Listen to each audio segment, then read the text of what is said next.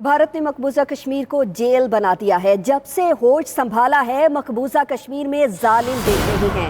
Chairman peoples party Bilawal Bhutto की press conference और कहा कि हम सब ने मिलकर कश्मीरियों के लिए आवाज उठाना है। कश्मीर कॉज के लिए जगह जगह आवाज बुलंद करूंगा।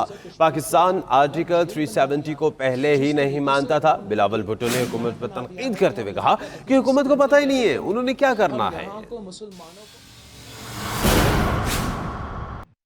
आर्टिकल 370 को पाकिस्तान मानता ही नहीं था, लेकिन हमारा एतराज़ात है कि जिस तरीके से इन्होंने ये सब कुछ किया है, जिस तरीके से उन्होंने पूरा मकबूजा कश्मीर को एक खुला जेल बना दिया है, जिस तरीके से उन्होंने एक पूरा प्लान बना दिया है कि हम यहाँ का एथनिक क्लेंजिंग कैसे करूँ, हम यहाँ को मुसलमानों को अपना ही सरजमीन पे अक़लियत में तब्दील कैसे करूँ।